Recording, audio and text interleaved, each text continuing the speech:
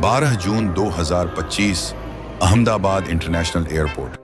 एक दिन जो भारत के विमानन इतिहास में हमेशा के लिए दर्ज हो गया। वही एयरपोर्ट से 15 मिनट की दूरी पर। ड्राइवर तेज चलाओ, लेट हो रहे हैं। अरे पापा, हम तो पहले से 1 घंटा जल्दी हैं। टर्मिनल में हल्की अनाउंसमेंट्स और ट्रॉली बैग्स की आवाज गूंजती है। कॉफी, समोसा और जेट फ्यूल की खुशबू पूरे एयरपोर्ट की हवा में घुली हुई है। समोसे की खुशबू आ रही है। पापा प्लीज एक दिला दो ना। नहीं, जल्दी करो, फ्लाइट के लिए लेट हो रहा है। हाँ, मैं अभी बोर्डिंग कर रहा हूँ। हाँ, कल सुबह तक पहुँच जाऊंगा तुम्हारे अपार्टमेंट में। वही गेट 7 के पास डॉक्टर प्रतीक मेहता का परिवार बैठा है। लंदन में इस वक्त सिर्फ 14 डिग्री है। पापा, लंदन में हम घूमने जाएंगे ना? और डबल डेकर बस भी देखेंगे ना? हाँ बिल्कुल, और उसमें ऊपर वाली सीट पर बैठेंगे भी। शायद ये उनकी आखिरी पारिवारिक हंसी थी। बस कुछ ही मिनटों में सब कुछ बदलने वाला था। अरे ध्यान से। वाह, ये इतना बड़ा है।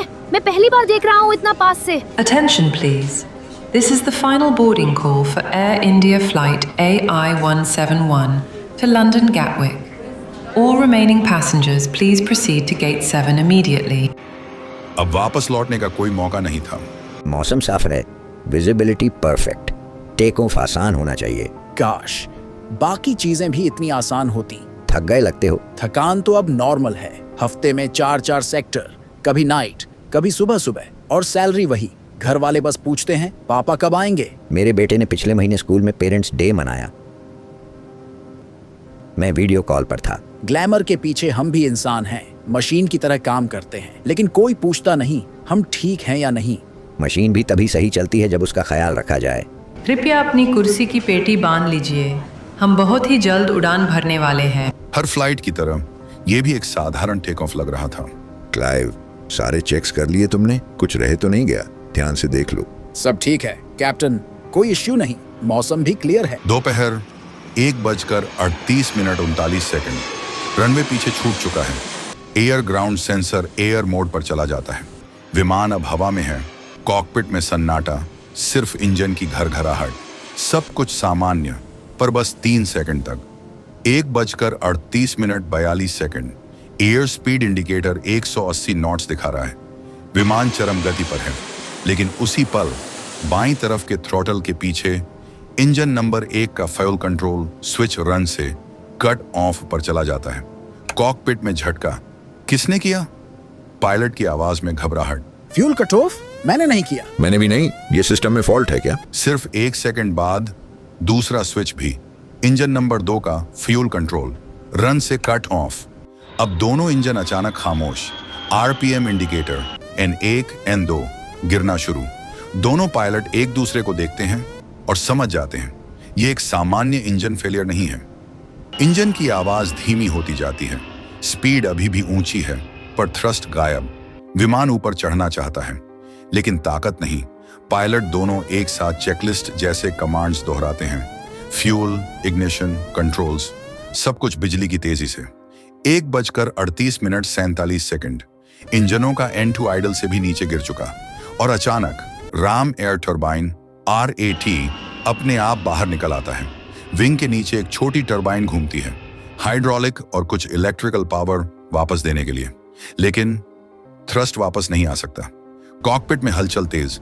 कैप्टन और फर्स्ट ऑफिसर हाथ स्विचों पर।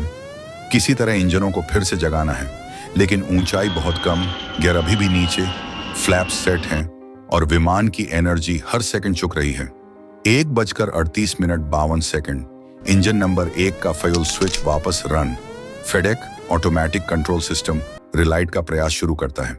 डिस्प्ले पर हल्की सी हरी लाइट, उम्मीद की छोटी चमक। एपीयू का इनलेट दरवाजा खुलता है। ऑक्सिलरी पावर यूनिट, एक बैकअप इंजन, ऑटोमेटिक स्टार्ट की कोशिश कर रहा है। कॉकपिट की आवाजें और तेज स्टार्ट स्टार्ट, लेकिन एपीयू से केवल बिजली और एयर मिल सकती है, थ्रस्ट नहीं। इंजन नंबर 2 का स्विच भी रन पर। FADEC अब दोनों इंजनों को जगाने की कोशिश करता है। कुछ सेकंड के लिए टेम्परेचर इंडिकेटर EGT बढ़ने लगता है, पर कोर स्पीड N2 ऊपर नहीं जाती। इंजन जीवित नहीं होते। विमान अभी भी बहुत नीचा है। कंट्रोल्स R8 से पावर्ड हैं, लेकिन सीमित। पिच ऊपर खींचने की कोशिश, पर स्पीड गिर रही है। आगे रनवे नहीं, सिर्फ शहर की इमारतें। हर बीतता सेकंड भारी पड़ रहा है। मेडे मेडे मेडे। रेडियो पर पायलट की आखिरी पुकार, आवाज में घबराहट और बेबसी। एटीसी जवाब देने ही वाला है, पर कॉकपिट से अगला शब्द नहीं आता।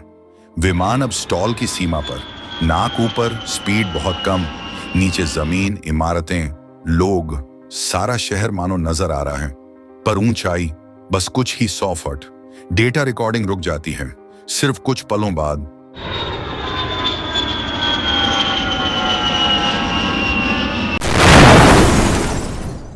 धमाका, आग, धुआं और 260 जिंदगियां हमेशा के लिए बदल जाती हैं।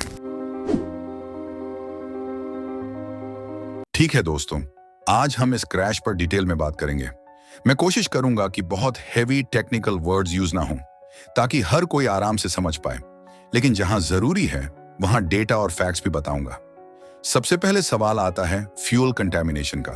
अक्सर लोग सोचते हैं कि शायद फ्यूल में गड़बड़ थी, कंटेमिनेशन हुआ होगा, लेकिन जो aircraft accident investigation bureau AIB, Bharat की सिविल एविएशन मिनिस्ट्री के तहत की प्रिलिमिनरी रिपोर्ट आई, उसमें साफ लिखा था कि फ्यूल कंटेमिनेशन नहीं था। यह रिपोर्ट जुलाई 2025 में रिलीज हुई थी और इसमें यूके की AIB और US का NTSB भी इन्वेस्टिगेशन में शामिल थे। तो इस पॉइंट को हम क्लियर कर सकते हैं, क्रैश फ्यूल कंटेमिनेशन की वजह से नहीं हुआ। अब दूसरा बड़ा सवाल है इंजन फेलियर। सोचिए, एक इंजन फेल होना पॉसिबल है।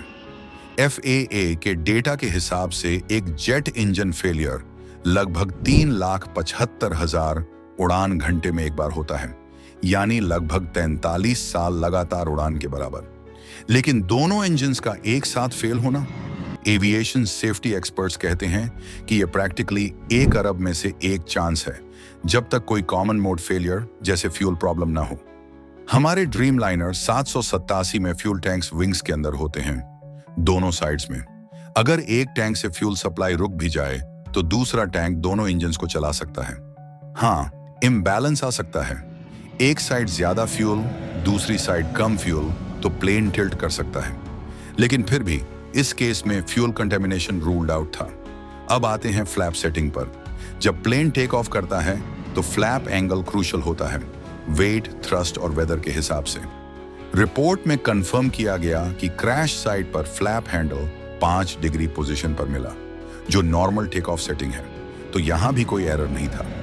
अब आता है सबसे sensitive point, fuel switch.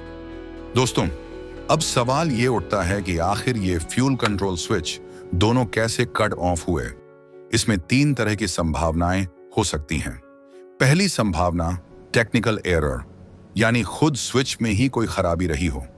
Aircraft में इलेक्ट्रॉनिक या मैकेनिकल फेलियर बहुत रेयर होते हैं, लेकिन पूरी तरह इग्नोर भी नहीं किए जा सकते। दूसरी संभावना वाइब्रेशन से स्विच गिरना। टेक ऑफ के समय विमान पर जोरदार कंपन होता है। कुछ लोग मानते हैं कि इससे स्विच नीचे गिर सकते हैं, लेकिन बोइंग 787 जैसी मॉडर्न प्लेन में ये डिजाइन ही ऐसे बनाए जाते हैं कि सिर्फ वाइब्रेशन से स्विच मूव होना लगभग नामुमकिन है, तो इसका प्रोबेबिलिटी बहुत कम है। तीसरी संभावना मैनुअल एक्शन, यानी किसी ने जानबूझकर स्विच नीचे किया हो। यही सबसे गंभीर पॉइंट है। यहां 2 उप संभावनाएं बनती हैं। ए, एक पायलट ने खुद स्विच गिराया और फिर कहा, क्यों गिराया? ताकि शक खुद पर ना आए। यह सिचुएशन तभी मानी जाएगी जब उसके इरादे सुसाइड मर्डर जैसे हों। बी, या फिर वास्तव में दूसरे पायलट को स्विच नीचे करते हुए देखा गया और इसीलिए सवाल पूछा गया, क्यों गिराया? और जवाब मिला, मैंने नहीं गिराया। अब जरा सुसाइड मर्डर शब्द को आसान भाषा में समझ लें। आम इंसान के लिए सुसाइड का मतलब है पॉइजन, फांसी या पिस्तौल से अपनी जान लेना, लेकिन पायलट के लिए यह और खतरनाक हो सकता है। वो अकेला नहीं मरता, पूरा जहाज और सैकड़ों लोग उसके साथ चले जाते हैं। इतिहास में ऐसे मामले हो चुके हैं। जर्मन विंग्स फ्लाइट 9525 2015, को पायलट ने खुद को कॉकपिट में लॉक कर लिया और एयरबस A320 को जानबूझकर एल्प्स में क्रैश कर दिया। 150 लोगों की मौत। Silk air flight 185 1997 Indonesia. जांच में पाया गया कि कैप्टन ने खुद जानबूझकर विमान को नीचे ले जाकर टकरा दिया। मोजाम्बिक एयरलाइंस फ्लाइट 470 2013, कैप्टन ने को पायलट को कॉकपिट से बाहर कर दिया और फिर विमान को जमीन पर गिरा दिया। इन केसों से पता चलता है कि अगर पायलट की मानसिक स्थिति अस्थिर हो तो वह सुसाइड को अकेला नहीं बल्कि सुसाइड मर्डर की तरह अंजाम दे सकता है। यहाँ एक और अहम पहलू है, पायलट की मेंटल हेल्थ और पर्सनल लाइफ। कभी कभी परिवार में तनाव, आर्थिक दबाव या करियर का बोझ पायलट की मानसिक स्थिति पर गहरा असर डाल सकता है। कई रिपोर्ट्स में सामने आया है कि डिप्रेशन, स्ट्रेस और थकान पायलट्स में आम है। एयरलाइंस और रेगुलेटर्स अब इस पर ज्यादा ध्यान दे रहे हैं कि कैसे मेंटल हेल्थ चेकअप्स और काउंसलिंग से ऐसे हादसों को रोका जा सके। तो कुल मिलाकर 3 टेक्निकल मैकेनिकल हाइपोथेसिस तो हैं, लेकिन सबसे बड़ा सवाल अभी भी मैनुअल एक्शन पर है। और यही कारण है कि जांच एजेंसियां हर एंगल से इसकी पड़ताल कर रही हैं। एक और अनयूजुअल बात नोटिस की गई, टेक ऑफ के समय प्लेन ने लगभग पूरा रनवे इस्तेमाल किया। रिपोर्ट बताती है कि एयरक्राफ्ट ने लगभग 62 सेकंड बाद रोटेट किया और लिफ्ट ऑफ के सिर्फ 4 सेकंड बाद फ्यूल कार्ड ऑफ स्विचेस एक के बाद एक रन से कट ऑफ पर चले गए। यानी प्लेन हवा में सिर्फ 30 सेकंड के आसपास ही रहा और उसी शॉर्ट विंडो में डिजास्टर हो गया। इंजन्स को दोबारा स्टार्ट करने की कोशिश की गई, लेकिन एल्टीट्यूड इतना कम था कि रिकवरी पॉसिबल नहीं हो सकी। अब क्या हम यहां बैठकर कोई फाइनल कंक्लूजन निकाल सकते हैं? ऑनेस्टली नहीं। फ्यूल कंटामिनेशन रूल्ड आउट है, इंजन फेलियर की प्रोबेबिलिटी नेग्लिजिबल है, फ्लैप सेटिंग सही थी, फ्यूल स्विच मूवमेंट सस्पिशियस है, सुइसाइड सैबोटाज एंगल पॉसिबल है, लेकिन फाइनल इन्वेस्टिगेशन रिपोर्ट आने में अभी वक्त लगेगा, शायद 2 साल। तो दोस्तों, अभी हम बस इतना कह सकते हैं कि मल्टीपल फैक्टर्स डिस्कस करने लायक हैं, लेकिन एग्जैक्ट रीजन फिलहाल क्लियर नहीं है। आप सब भी सोचिए, आपके हिसाब से सबसे ज्यादा वेट किस फैक्टर में है?